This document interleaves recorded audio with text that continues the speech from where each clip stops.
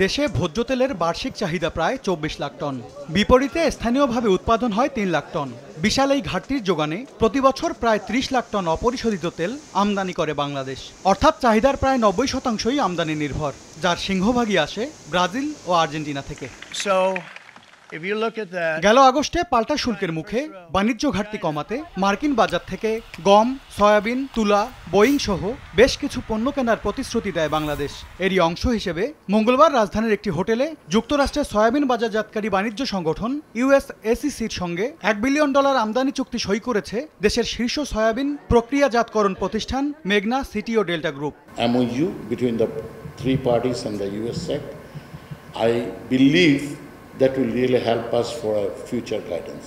This MOU fits our national priorities of lowering food inflation, stronger agro-industry, and more resilient supply chain. Through our collaboration with USSEC, we aim to increase the use of high-quality US soybean, delivering greater value to the customers and contributing to the nation's growing demand for a sustainable source of protein. Soybean রপ্তানির মাধ্যমে ব্যবসায়িক সম্পর্ক বৃদ্ধির পাশাপাশি বাংলাদেশে খাদ্য নিরাপত্তা ও পুষ্টি নিশ্চিত হবে বলে মনে করে ইউএসএসইসি।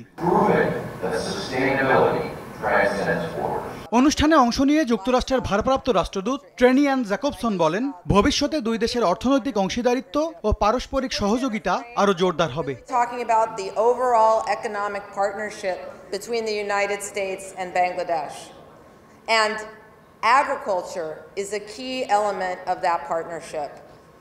Last year we did $779 million worth of business.